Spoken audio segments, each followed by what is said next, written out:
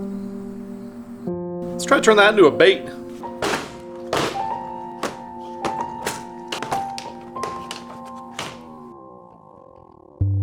What's up, MFers? Welcome back to another very exciting video. As you can see, we are in the Milliken fishing bait making tackle disaster of a garage right now. Yes, my garage is a freaking mess right now, but that's okay. We've been traveling around a lot. We got a bunch of exciting videos. My stuff's all over the place, but it's for good reason. We got good stuff coming. One video in particular you guys really liked that I shot a couple weeks ago. I turned a broom handle into the MF Slammer, went out and caught some fish on it. You guys said more tackle making videos, please give us more. And so I'm like, okay, I'll make more. As you guys saw from the title and the description, we're doing that today. We're gonna make a bait that I don't feel like exists on the market. We're gonna make an ultra realistic shad style bait, kind of like this one right here, except we're gonna make it in a different style of bait that I've wanted to exist on the market for a very long time. I'm not sure why it doesn't exist, and so I was like, okay, let's just go ahead and go make one so it does exist. Hell, who knows, maybe we can even pitch to Casey at 6 cents and he can make something similar to it and we can all go out and catch fish on it. Wouldn't that be nice? So yeah, without further ado, let's get started on this. It's gonna be a fun little project. It's gonna have a finishing style that I've never shown you guys before, and I think it's gonna be a fish catcher and a winner. Let's get started. So here are a couple of my jerkbait boxes. Yes, I did say a couple of my jerkbait boxes. This is not all of them. This is just a fraction of them. Unfortunately, I'm a jerkbait freak. We throw them a lot here in the Midwest when the water's cold. We'll kind of go through them here in just a second. I'll tell you a little bit about what I like about these, what makes which bait work, and the different properties of them, I guess. But let's take a look at one of these baits right here. Let's take a look at one of these 6 cents provokes. You guys have seen me throw this all the time. Now, obviously, this is a fish catcher. I catch a ton of fish on this guy right here. Cold weather bait around here for me anyways, but this is a bait that is a long, slender minnow profile. Now let's go back. This is our gizzard shad right here that I took a picture of. We don't have a lot of thread fins up here in the Midwest. They're mostly big gizzard shads. This is what we're trying to imitate when we throw this right here. Now obviously this works, but I'm always wondered, why is it not more of a shad profile? Now the reason we're trying to imitate this guy right here, I know guys throw jerk baits when it's summer, when there's bait fish around, you got good water visibility and stuff, and they will catch fish like that. But the main time of the year, at least around here anyway, in the Midwest, and I think a lot of the country, when jerk baits excel is when the water's very cold. Early spring, late fall, these guys right here do not do well with the cold water. So what happens is they start to die off, or they're very lethargic and slow. And when they die off or they get slow, this guy right here comes swimming right by those fish's faces, and it's a spin. So it stops right there in their face, and the shad kind of, when they're dying, they'll kind of spiral down really slow, or just fall straight down. And then all of a sudden they'll have a couple kicks. And that's usually what triggers a bite, of course, when you're twitching a jerkbait. So that's why this guy is very effective when the water's really cold, really clean, because it looks natural and it looks just like what one of these guys does, but it does not look like an actual shad. It looks more like a minnow. So we're gonna make ours look like a shad. Like I was saying, this is a lot of my jerkbait collection. As you can see, the majority of my baits are 6 cents provoke 106s. That's what all of these guys are. This is a 106 DD. That's actually a discontinued model, deeper diving version. We've got some 110 Magnums. That's a longer profile, but not necessarily a shad profile. Got some old Pro Blue straight eyes in there, like 4 of them, no big deal. Ooh, GG mackerel straight eye. I got a lot of money in my jerkbaits somehow, and I don't even use those anymore. I almost exclusively use these guys. This is probably the one that's closest to Megabass Canada. This one right here has the tallest profile of any jerkbait that I own. It's also very heavy and very big, you know, which is gonna kind of be like this guy right here, but that works very well under the right conditions. It's the biggest jerkbait that I own. Let's kind of look at some of these other ones. This is a similar finish to what we're gonna do. I've caught so many fish on this guy. It's old Megabass straight eye that we use the, like I said, similar finish that we're gonna use here on this shad bait, which is gonna be badass. Over here, more straight eyes. That's another one I did right there. I made that one, put some little photo finish, got some foil on him. More 6 cents, Megabass, Deadly Black. I custom painted this guy. It's a cool little finish on there, sparkle, nice shad pattern.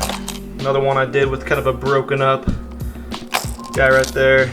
I like those foil patterns. Not necessarily the most realistic, but they get bit. A couple Torpedo Shiners, I believe, yep. 110 Magnum, another photo finish color. Blue guy, Pro Blue with some flash on him. This guy is just an old 110 blank actually, and I had some incredible days fishing that bait.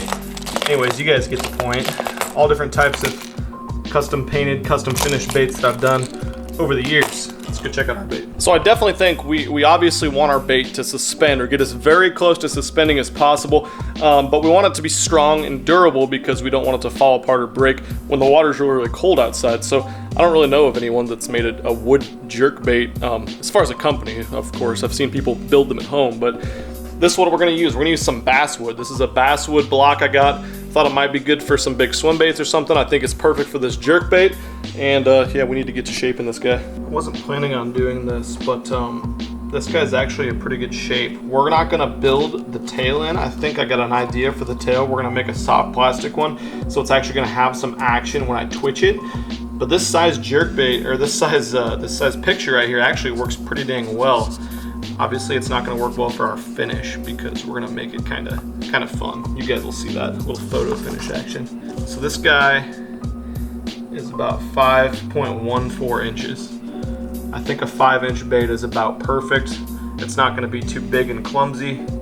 Should be good. So looking at the profile of these jerk baits right here, these longer minnow shape style profile baits, there's two reasons why I know from my experience of talking with Casey and working on bait design why they don't make them a perfectly tall shad profile. The first one is you lose a lot of the fast twitching nimbleness of the jerkbait, I guess we'll call it. So when you hit this thing hard, it's not going to twitch side to side. It would be too big and clumsy if it was tall and the profile was like that in the water and stuff, because you're not just straight reeling it to get a wobble like some of like the bluegill shaped crankbaits and swim baits and stuff. You need it to sit in place and you need it to have a nice lively action. So we're gonna struggle with that, but I got an idea to make that better. And the second thing is it's hard to make this bait, if it was taller, sit upright perfectly in the water. It would have a tendency to kind of want to lean over on its side. So that's something we're gonna have to try really hard to perfect with this guy. But I think what we want to do is we want to make the bottom of the bait wider than the top of the bait. That way it has more of like a keel, I guess, or it's not really a keel, it's like an opposite. It's like a flat spot in the bottom. And we're gonna add like all of our weight we're gonna add in the bottom, and I think we might want to spread it out a little bit. I don't know, we're just gonna have to see how it looks in the tank. We're gonna have to get the weighting just right anyways because we want it to suspend. It might even be a little bit more of a slow floater because I can always add this guy right here, a little bit of lead wire to the hooks later on, which I'm totally fine with. I mean, that might take away from the realism of the bait a little bit, but I'm totally good with adding some of this on my hooks. I do anyways in a bunch of my jerk baits in different temperatures to get them to suspend perfectly anyways. But we want that bait to suspend or a little bit of a slow float or a little bit of a slow fall. Doesn't have to be perfect, but that's what we're gonna be going for with this bait. Let's work on this basswood.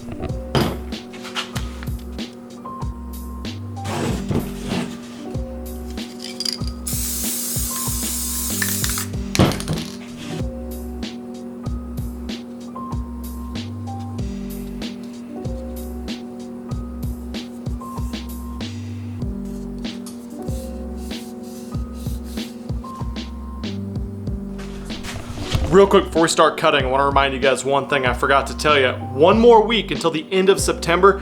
Go on millikenfishing.com, pick up a hat, a shirt, a decal, anything. Each item enters you one time for a chance to win. An all-include paid fishing trip with yours truly. So don't forget to do that. I'll link it right down below. Go pick up whatever. It supports me. It supports the channel. It lets me buy expensive pieces of basswood like this one right here.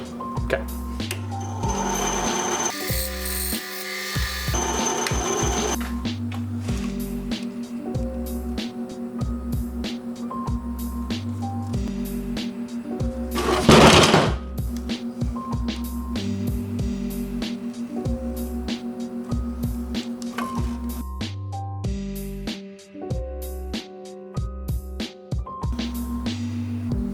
So we went 3/4 of an inch thick.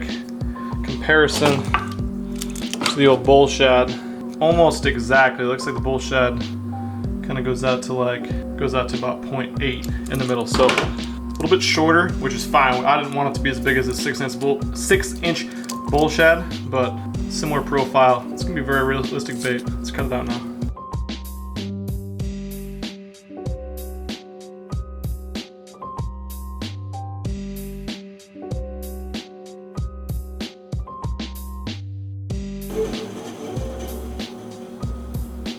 here we go. Pre-sanding. I really like how this bait looks. Pretty simple. We're gonna shape it. We're gonna take some off the, we're gonna take a lot more off the top than off the bottom. Like I said, we're gonna keep this wide profile on the bottom to make it sit flat in the water. But yeah, let's check the weight.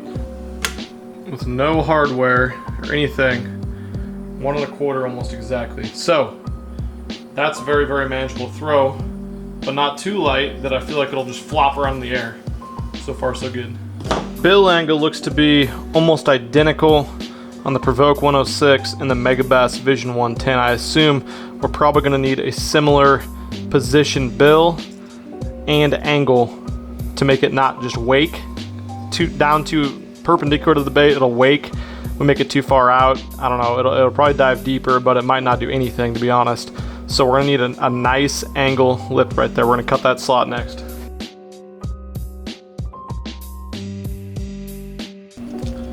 Angle. Let's put them straight side by side. I think we're pretty close to the same. Sweet. One more cut. We're gonna cut a slot because we're gonna put a plastic tail in this. I didn't tell you guys that, but we're gonna put a plastic tail in this. Oh, and no other fins. I guess I didn't tell you guys that, but we're not putting fins on this besides the tail. I think it's not gonna roll very well or dart or be as lively as we want it with fins. Just a tail. Let's cut the tail. We're probably gonna have to cut that down a little bit more, but let's get to sanding. So we're gonna take about, I think, 0.15 inches off the top, and then we're just gonna kind of round off the edges, sanding wise on the bottom. So I'm gonna carve that back. Yeah, so that's gonna, let's see what that looks like. Actually like that a lot. Enough meat to grab back here that's sturdy enough. Like I said, where the hook hangers are, we're gonna put 2 hook hangers in. We'll have a lot of meat down here. It's good.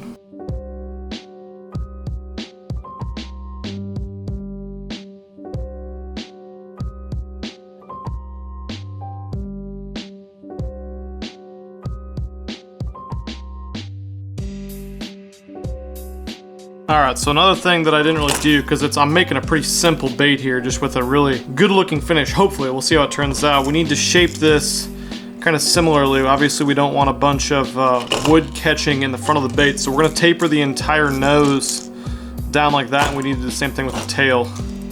You can see tail tapers like so as well. So we're going to do a lot of that with the belt sander. We're going to do some of that though, the basic stuff right now. Definitely don't want this flat front catching too much water. This doesn't come to a perfect point on this 106 Provoke, but definitely tapers down.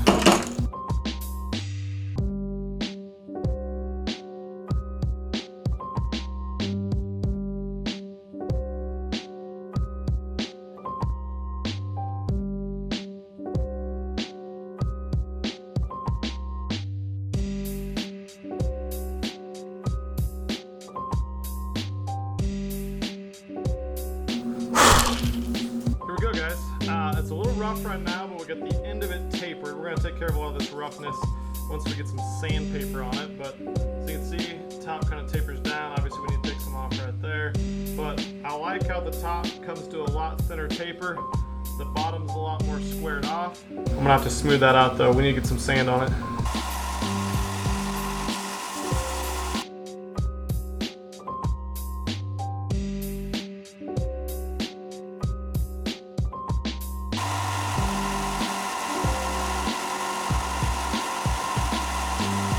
All right, we're getting there. Still some imperfections, but much, much smoother, cleaner. I'm gonna hand sand out some of these little imperfections, but it's starting to look like a shad.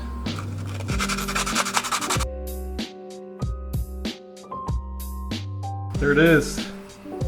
It's not perfect, but I'm happy with that. Wide bottom, taper to the top, looks good. Now I am a crafty sumbitch, and I've made a bunch of tackle on my own, but I will tell you, this is the first time I've ever completely handcrafted a bait out of wood. So take it a little bit easy on me. I'm pretty happy with how it looks so far. We got some finishing touches on it though. I'm gonna try not to drop it on the ground and break it. We need to figure out a bill. We're gonna cut a bill right now. We need to put some screw eyes in there, and then we need to seal it, weight it, and then seal it. We got some steps left, but it's getting there.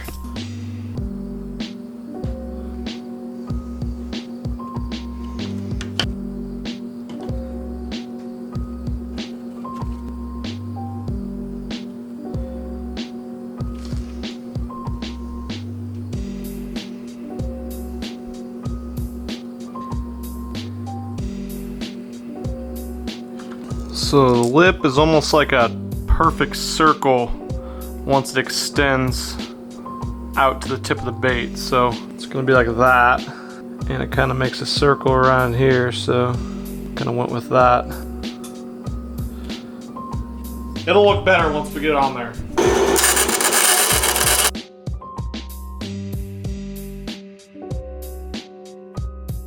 Alright, attempt 1 was a foo bar.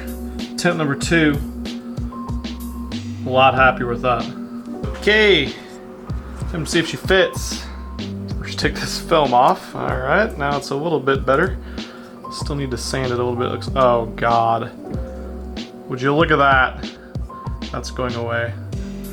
I like that a lot. With the line tie in there. Yeah, let's sand this guy down just a hair, then we're gonna get this super glued in there, dead center. That looks great. All right, lip turned out good. Like that a lot. Love it actually. We'll see how it works. Time to put some hook hangers and the front hanger in. I'm gonna do 2 hooks, one towards the front, one back there, so there's a little bit of meat still. We're not doing a line through, or a wire through I mean, because it's basswood. Basswood's pretty strong. I'm not probably throwing this. Well, I might throw it for some pike or something, but nothing ridiculous, no big saltwater fish. Basswood is a solid piece of wood, so I'm not too worried about it tearing apart. But yeah, I am a little bit nervous about this because I don't have a drill press, so I'm gonna have to be very exact on where I put these holes. And then these are our screw eyes. It's like number 216 ½ inch, whatever the hell that means.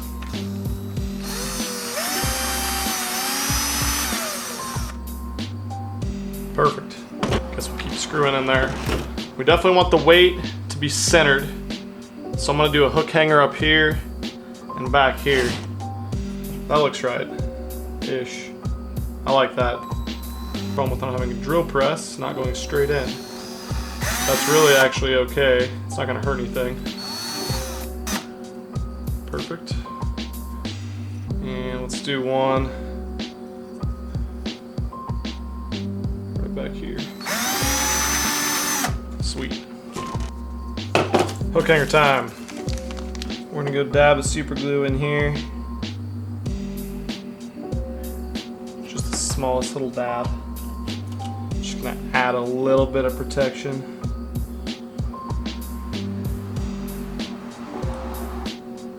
We're gonna put that guy in as far as we can. Just not yet. I'll tighten it down in a second.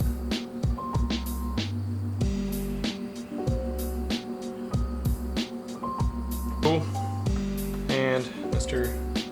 one on the front guy. This one's going to be the trickiest to get the bait to run right, so we might take some adjusting. Obviously it needs to be in there tight too, because that's going to be where we're pulling from. I like that a lot. Yep, pliers time.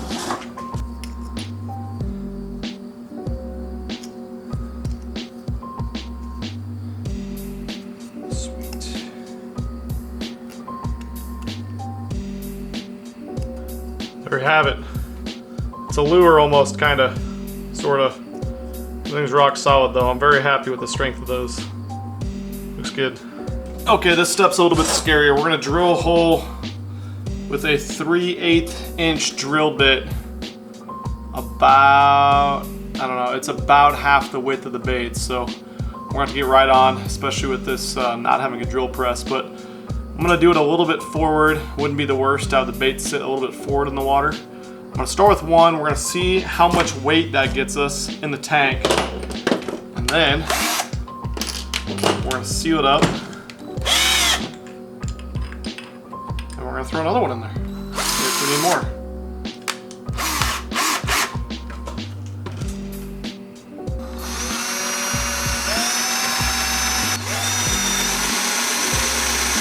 There we go, and yeah, time to test him. I lied. Before we do that and test it, we need to seal it and spray a layer of polyurethane on it after I move my 9-inch slammer. And then I'm gonna go show you the photo finish process while this dries. It takes about 20 minutes is all, so get it on there.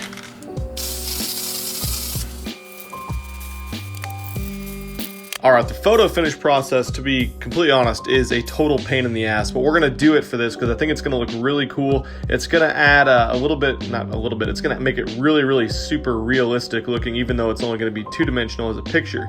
So what we do is we're going to take our gizzard shad picture that we pulled up for the start of this video, and we're going to put that into a program, turn it into a PNG, which is going to take away all the background, and then we're going to edit that picture. We're going to get it nice and saturated brightness because we want it to be as good looking as possible, obviously. And once that's figured out, we're going to put it into a Word document, and we're going to get it sized just perfectly right. I measured this bait from the tip of the nose to the back. It's about 5.15 inches, so we're going to get it about that size on our document.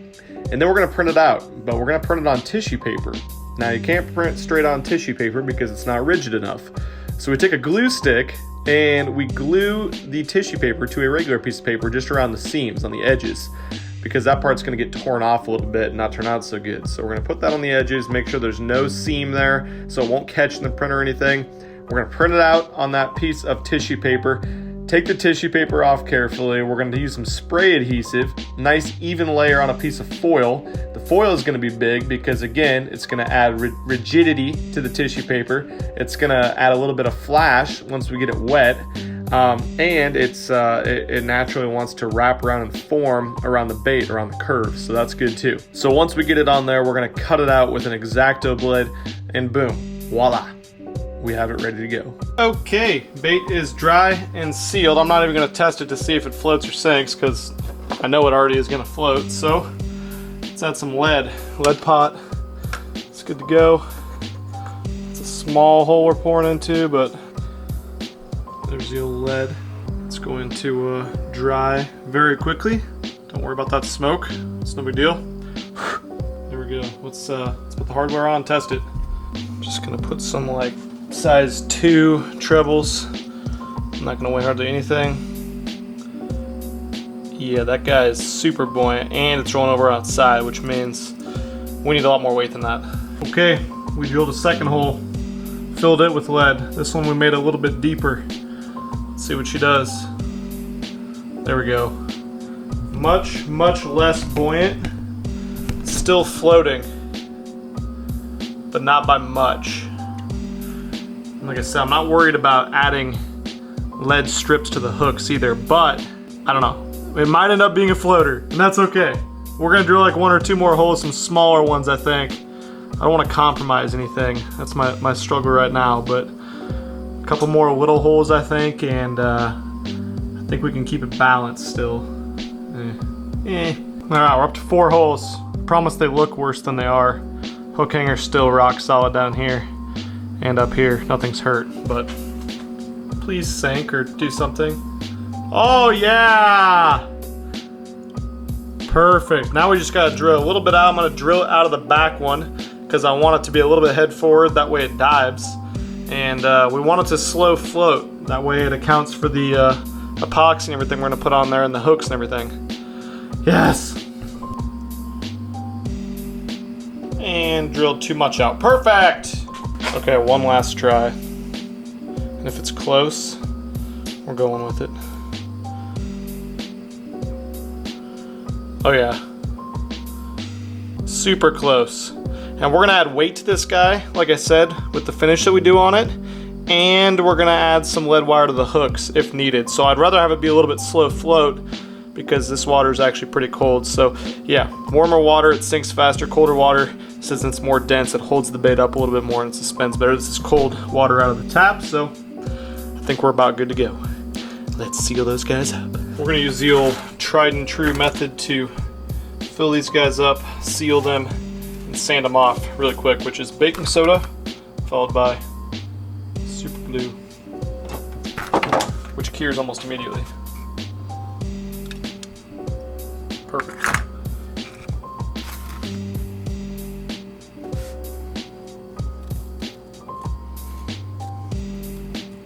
Already hard, file it down, get everything perfectly smooth, because next step is the finishing touch. That one didn't have much left in it, but it's smooth, which is what's important because we're gonna cover all that up. All right, finishing step, starting. This step sucks. It's very difficult, it's tedious, and you can mess it up and your whole bait's screwed up. So you can see, this guy's gonna fit that bait like perfect, which is exactly what we wanted. That's how we lined it up. So what I like to do is get it started. This is foil, so it's malleable, you know, it can be bent around those edges, and the edges is the most important part. So now we're gonna spray this guy, and I like to spray this, which makes a mess, but we're gonna spray it and then immediately put it on the bait. So we're gonna have to get it lined up just right too. Spray it up here.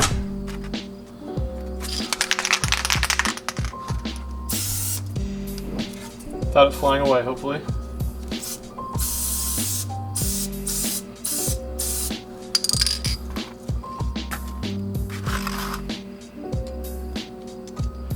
And then really quick before we destroy the bait and wreck it,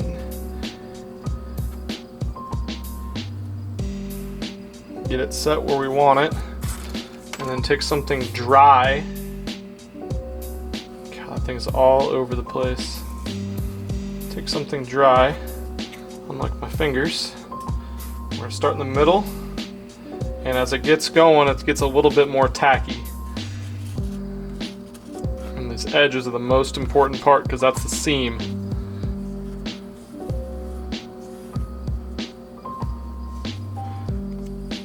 And that's one reason we get it the exact right size, because as you can see, edges cause problems big time.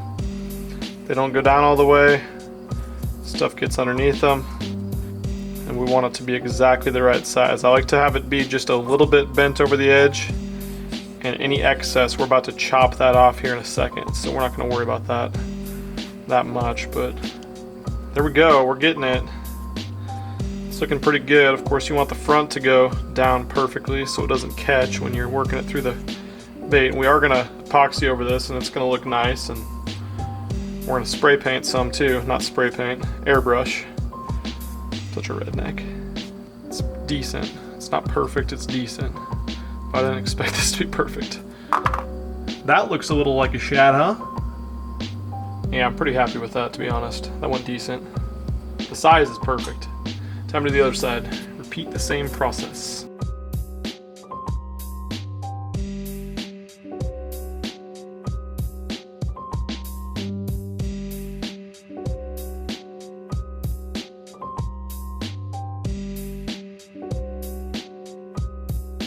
Look like a Chad to you? Looks like a Chad to me. We're just going to fill in the top with paint and the bottom with paint. First, we need a layer of epoxy. Alright, got them all trimmed up. Don't have any loose edges. Everything's pretty smooth. Nothing's perfect. Like I said, nothing's going to be perfect. That's okay. Looks like a damn shad. Now, next step. We're going to do some little bit of epoxy top coat. Now this is a page out of my homie Marling Baits. Told me to get this stuff as UV cure. So we can actually use our scorpion hunting light inside of some white foam. We'll see that in a second. And we're gonna cure this quickly. Pretty quick cure. Okay, I can say it, cure. Honestly, the biggest thing I'm worried about is some of these types of epoxies can wreck the outer coating on this guy. So, let's see how this goes. So you can see, kind of brings out some of the silver when you do the epoxy from the foil, which I think is badass. We're gonna put this on heavy because we want to cover all those seams up before we paint. We don't want anything to be loose and shown, otherwise we're gonna put another coat on, which is fine, but I'd prefer to get it done in one shot. I'd just dip it in, but I don't think it could handle that. I think that'd be too much wetness, to be honest. The ink is already trying to screw up, so we're gonna try to not have it all screw up. Yeah, let's do that. Alright, that's pretty rough, but there she be. Time to hang her and get her curing. And mostly, we need to get that UV light on it quickly.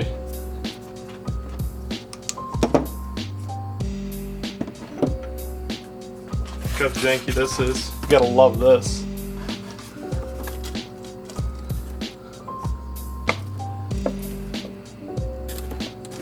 Yeah, I'm gonna actually buy like a UV kit soon, guys, I swear. That's terrible. Oh, it's so bad. It is curing slowly. We're gonna keep them spinning around though. All right, a little bit of a turn of events. This guy did not cure very well because apparently I don't have the right black light setup situation. So it's still a little bit tacky even though I left it on all night. And that sucks because I'm supposed to go out of town to film something else today. So I'm gonna go grab the proper blacklight situation, I believe, get it dried, and then we're gonna paint it. But so far it looks really, really good. But here at 5 in the morning, the next day, it's just a little bit tacky still, which sucks. All right, took some time to cure, but here we are. We got this guy cured up. He looks pretty badass, and we have a much better contraption. These dudes right here, two 30-watt floodlights. So we're gonna put them in a little tiny space to get that cured up. So it's not gonna take 700 hours. Let's get to painting this guy. We're not gonna get too crazy with this guy. We're simply gonna use black with a little bit of silver on the top, white on the bottom. We're gonna give it some gold highlights. Silver kind of just to blend and stuff, and like I said, to mix with the top, because as you can see, the top of this guy does have quite a bit of silver. We don't want it to be straight black, and then some reducer to thin the paint out. Start with some white on the bottom, enough to give it a nice layer. As you notice, kind of starts to blend a little bit already. White, boom. There we go. I like how that came out. Didn't get too much on there. Good thing with the photo finish is we want the eye to be bright in this upper part, so we can just kind of wipe away some of that paint real quick before we move on to the next step, before we cure it, everything. Now let's blend it with a little bit of that silver black, make it look pretty, and then we'll add some gold highlights. There we go. Pretty dang happy with that, to be honest. She's a little sloppy. She's not perfect. Looks like a damn shad to me though. Next we gotta build some type of contraption where these sumbitches can shine like crazy. I think we're just gonna use this piece of trash before I build. I'm gonna straight up just build one here soon. I swear, I promise, I swear, I promise. But this will be nice and reflective for now. All right, let's check out the brightness level of these dudes. Oh yeah. Yep, that's gonna work. Here's our little UV situation. For now, like I said, for now. Relax, it's just for now. I'm gonna build a better one. Clear coat, and then we're glowing him. Putting it on very, very neat and proper, so you guys can see. Actually, I would just dip him, but he's a little big for that. A little long for the can. There we go. Time to glow him. All right. Fingers crossed this goes a little bit quicker this time. I think it will. All right. Been about an hour, which should be plenty of time. I like it. Just gonna clean up the hook eyes. Main tie is good to go. Gotta get the back. Okay. Gotta get the back figured out back there. Cut that out, and we're gonna put the tail in real quick. This is the tail I'm gonna go with. It's a soft plastic tail. I don't know. Maybe I don't. I thought I might want like a hard plastic tail, but this one looks really, really good. And I drilled it out a little bit, so I think it's gonna fit in there nicely. We'll put it in about like so. And I think I'm gonna do a mixture of gluing, and then I'm gonna drill a hole through there and just put one little finishing nail to kind of hold it on. All right, there she is. Honestly, not perfect. Got some seams showing. Everything's locked up tight though with top coat. Let's go see if we can catch a fish on it. At least see the action. I don't know if we got any water clean enough right now to catch a fish, but I think this one's gonna get the job done somewhere at some point. And final weight, hooks and hardware, 2. 5/8. She ain't small, folks. Quick tank test. I'm sure it's gonna float. It does, but we are super close to getting it to stay down. I'm gonna take the lead tape with me, and we should get this guy to suspend. And we might just kind of crank it too. I don't know, we'll just have to see what it looks like in the water. Okay, time to throw old Mr. Shaddy Shad around and see if we can catch something on it. It's kind of frowned upon to fish here at this little lake, so we might not be lasting very long, but it's not like I have a bright blue shirt on or anything like that. I don't stick out much, so we should be good. Water looks a little bit dingy, so I don't know how well you guys are gonna be able to see if this bait works or what the action looks like, but hopefully we can a little bit, and I can show you guys hopefully a fish catch or two. It'd be awesome to catch one on this. I think it's gonna work better, honestly, for cleaner conditions, spring, late fall, stuff like that. Let's see if we can catch them today, though. All right, well, oh wow, a lot of fish right up here on the rocks. I don't know if they're bass or gills or what. Here's Mr. Chad. Brought out my MFer series rod. Even though it's heavy, I'm throwing it on a 7.2 medium heavy moderate fast, which is like the crankbait rod. A lot slower, taper, and it actually handles it pretty well, it feels like. We'll obviously cast, but got this brand new Daiwa Tatula. Need to get him dialed in. Whew, that's a sexy reel. All right, let's check out the action on this guy. So on a straight pole, you guys probably can't see anything because it's how muddy it is. So it doesn't do much on a straight pole. A little bit of side-to-side wobble. Yeah, that's gonna be like impossible for you guys to see. Just a little bit of side-to-side wobble. It actually looks really, really good on a twitch, which it's a jerkbait, like we were saying. This might be a problem too, catching that front line tie.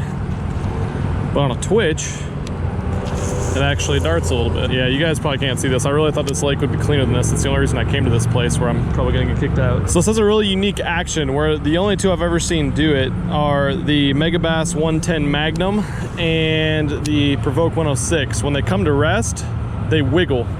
They kind of correct themselves. And I think that's a great secondary action that gets bit.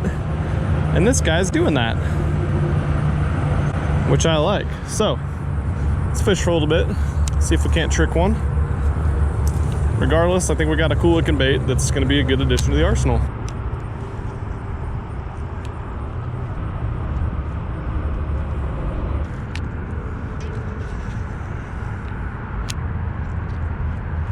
Oh, freaking smacked it. God dang, right off this point of this little concrete spot. That sucks. I don't know how. Must have just run into it with his freaking nose, or he was small or something, but he smoked it. Dang, knocked slack in the line. Don't know how he didn't get a hook. Well, that's frustrating. Let's make it happen again.